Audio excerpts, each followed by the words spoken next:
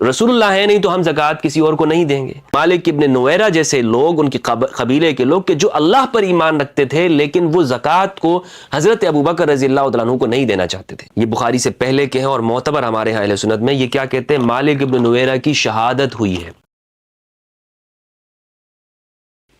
آج تک ہمیں یہ بتایا جاتا رہا کہ یہ جو لوگ تھے مالک بن نویرہ، جس طرح ان کی شہادت ہوئی ہے، اور ان کے لیے بھی شہادت کے الفاظ لکھے ہیں تاریخ خلیفہ بن خیاط کے اندر کہ ان کی شہادت ہوئی ہے۔ کیا لکھا ہے؟ یہ ہے میرے سامنے تاریخ خلیفہ بن خیاط، اور یہ متوفہ 240 ہجری بخاری کے زمانے، بخاری سے پہلے کے ہیں، 26 سال پہلے کے ہیں۔ 256 میں بخاری ہیں اور یہ 240 کے ہیں۔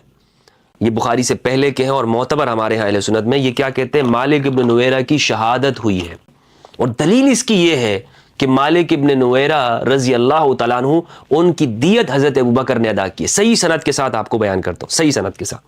کہتے ہیں عبداللہ ابن عمر سے روایت ہے، یہ سند ہے زہری کی، وہ سالم سے نقل کرتے ہیں، سالم اپنے والد سے، اور سالم کے والد عبداللہ ابن عمر رضی اللہ عنہ کہتے ہیں ابو قتادہ رضی اللہ عنہ حضرت ابوبکر کی خدمت میں آئے، انہوں نے مالک اور ان کے ساتھیوں کی شہادت کی اطلاع دی۔ اس بات کی اطلاع دی کہ مالک شہید ہو گئے، مالک بن نویرہ رضی اللہ عنہ۔ بڑی دردناک شہادت ہے مالک بن نویرہ کی، اور جو ان کی بیگم کے ساتھ کیا گیا، جو ان کی لاش کے ساتھ کیا گیا۔ یہ شہید اسلام ہے مالک بن نویرہ رضی اللہ عنہ، جس کی وجہ سے حضرت ابوبکر بہت غمزدہ ہو گئے، اور خالد کو لکھا کہ وہ واپس آئیں۔ خالد آئے، معاملے کی تفصیل بیان کی تو ابوبکر رضی اللہ عنہ کہنے لگے خالد سے صرف یہی خطا ہوئی ہے کہ اس نے ایک تعویل کی جس میں وہ غلطی کھا گیا ہے۔ یہ کہہ کر خالد کو واپس بھیج دیا اور مالک بن نویرہ کی دیت دے کر گرفتار شدگان اور ان سے قبضہ کیا ہوا مال واپس کر دیا۔ یعنی اگر مالک بن نویرہ مرتد ہوتے تو کیا مرتد کی دیت دی جاتی ہے؟ مرتد تو ہے، اس کا مال مباح ہے، اس کی جان مباح ہو جاتی ہے، اس کی کون سی دیت بنتی ہے؟ اور جو مال ان کی جانب سے قبضہ کیا ہوا تھا، حضرت خالد کی فوجوں نے جو قبضہ کیا ہوا تھا، حضرت ابوبکر نے واپس لوٹا دیا۔ تو یہ اس بات کی دلیل ہے کہ مالک بن نویرہ وہ شہید اسلام ہیں، وہ مرتد نہیں ہوئے تھے۔ تو یہ حضرت ابوبکر رضی اللہ تعالیٰ عنہ کے حوالے سے ان کے دور میں جو جنگیں ہوتی ہیں مرتدین کے نام پر، جو کہا جاتا ہے کہ وہ مرتد ہو گئے تھے، زکوٰۃ کا انکار کر دیا تھا۔ زکوٰۃ کا انکار نہیں کیا تھا بھائی۔ کب تک ہم لوگوں سے حق چھپائیں گے؟ کب تک ہم جھوٹ بولیں گے، سچ کو چھپاتے رہیں گے اور اپنی کتابوں کو یہ لوگوں کے سامنے پیش نہیں کریں گے؟ اس نام کے اوپر کہ جناب اس سے شیعوں کو فائدہ ہو جائے گا، یہ تو جناب وہ شیعہ راوی تھے وغیرہ وغیرہ۔ تو یہ بات طے ہو گئی، یہ مسئلہ بھی حل ہو گیا ہمارے سامنے کہ مالک بن نویرہ وہ شہید اسلام ہے، وہ مرتد نہیں ہے۔ کتنا بڑا الزام ہم نے لگا دیا مالک بن نویرہ کے اوپر۔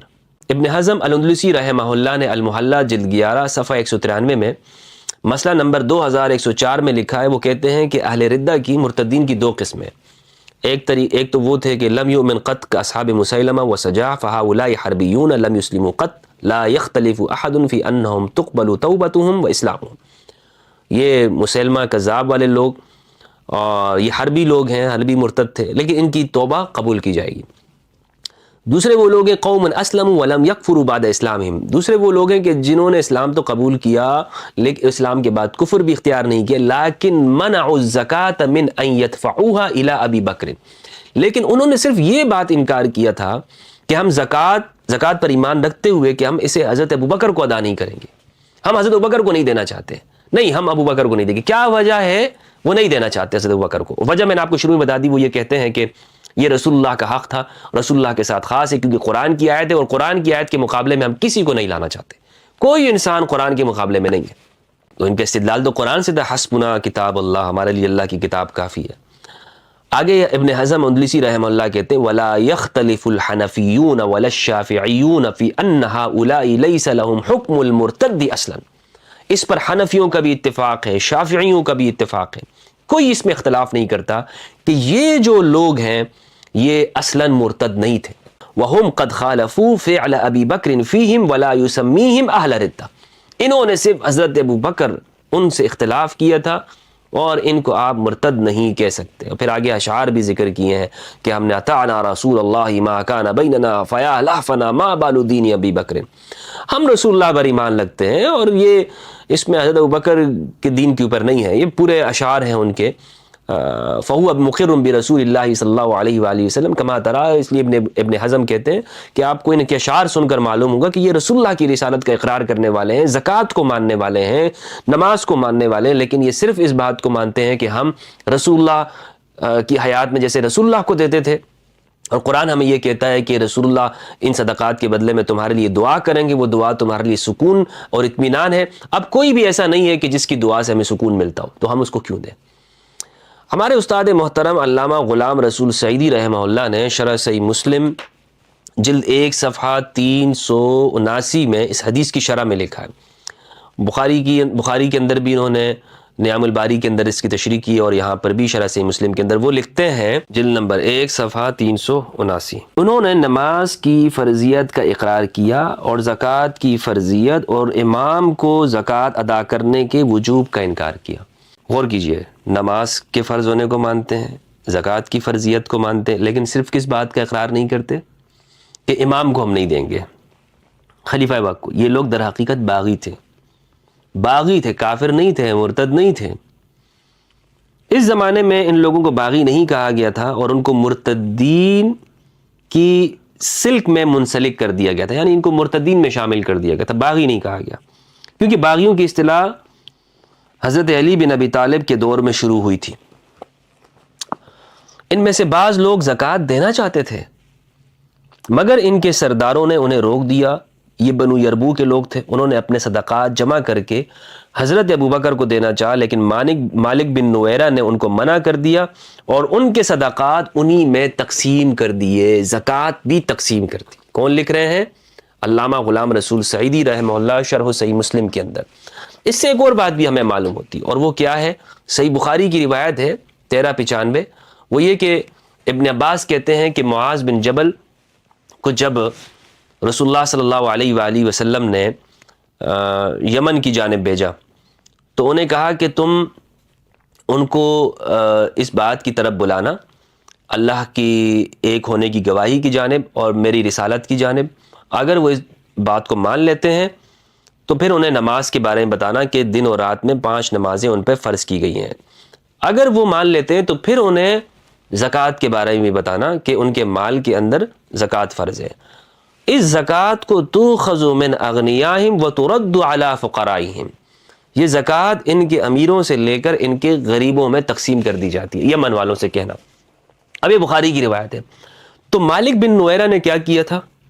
یعنی مالک بن نویرہ اس بات کو سمجھتے ہیں کہ قرآن مجید کا اور رسالت مآب صلی اللہ علیہ وآلہ وسلم کا جو حکم ہے وہ یہ ہے کہ یہ صدقات زکوٰۃ ان کے امیروں سے لے کر غریبوں میں تقسیم کر دو۔ اور مالک بن نویرہ نے کیا کیا تھا؟ یہی کیا تھا کہ زکوٰۃ امیروں سے لے کر نادار لوگوں میں تقسیم کر دی، جس طرح رسول اللہ کا حکم تھا۔ تو اب یہ ہمارے سامنے پوری تفصیل آ جاتی ہے کہ اگر ہم اس کو تھوڑا سا تعصب سے ہٹ کر ہم سمجھیں، تعصب سے ہٹ کر بالکل ایک کھلے ذہن کے ساتھ، کشادگی کے ساتھ، دیکھیں صحابہ ہمارے نزدیک معصوم نہیں ہیں، ان سے غلطیاں ہو سکتی ہیں، خطائیں ہو سکتی ہیں۔ اور احد کے اندر بھی حضرت حذیفہ بن الیمان، ان کے جو والد ہیں یمان، ان کا خطا کے ساتھ صحابہ کے ہاتھوں جب بھگدڑ مچ گئی تھی تو قتل ہو گیا تھا، قتل خطا۔ تو یہ ہو جاتا ہے، خطا کے اندر قتل ہو جاتا ہے۔ تو یہ مالک بن نویرہ کی جو شہادت ہے، یہ حضرت خالد کے ہاتھوں جو ہوئی ہے، یہ ہمارے سامنے ہے کہ ان کی دیت دی گئی۔ اور حضرت مالک بن نویرہ رضی اللہ تعالیٰ عنہ وہ کیا کہہ رہے ہیں؟ وہ کہہ رہے ہیں کہ میں وہی کروں گا کہ جو رسول اللہ نے کیا، یعنی امیروں سے لے کر غریبوں میں دے دیا جائے گا۔ کوئی اور مخالفت انہوں نے نہیں کی، زکوٰۃ کا انکار نہیں کیا، اسلام سے نہیں نکل گئے تھے کہ اسلام چھوڑ کر وہ بت پرستی انہوں نے شروع کر دی تھی، کسی اور مذہب میں چلے گئے تھے، لیکن پھر بھی صرف اس بات کی بنا پر کہ وہ حکومت وقت کی کو نہیں دینا چاہتے۔ اور یہی حکم بھی ہے شریعت کا، یعنی شریعت کا حکم زکوٰۃ لینے کا نہیں ہے کہ آپ لوگوں سے زکوٰۃ لیں۔ اور آج بھی آپ دیکھیں ہمارے پاکستان میں بھی یہی ہوتا ہے کہ زکوٰۃ ریاست وہ آپ سے نہیں لیتی ہے، آپشن موجود ہیں کہ آپ دینا چاہیں تو دے دیں، نہیں دینا چاہیں تو نہ دیں۔ تو یہ حضرت عثمان کا بھی یہی موقف تھا، اسی لیے آپ دیکھیں کہ حضرت عثمان نے اپنے زمانے میں یہی کہہ دیا کہ آپ اپنی مرضی سے دینا چاہتے ہیں کسی کو دے دیں۔ آج سارے علماء اسی پر عمل کر رہے ہوتے، زکوٰۃ خود لے رہے ہوتے ہیں اپنے مدارس کے لیے، ہم لیں گے۔ ہم وکلا ہیں، ہم لیں گے۔ کون سا ہمارے فرقوں کا مولوی جو کہتا ہے کہ نہیں بھائی زکوٰۃ حکومت کو دینا چاہیے، زکوٰۃ آپ سب حکومت کو؟ کوئی مولوی ہے آپ کے سامنے اہل سنت کی علماء میں سے؟ میں آپ سے پوچھنا چاہتا ہوں، کوئی نہیں ملے گا آپ کو۔ سب کہتے ہیں نہیں ہم وکلا ہیں، ہمیں زکوٰۃ دی جائے۔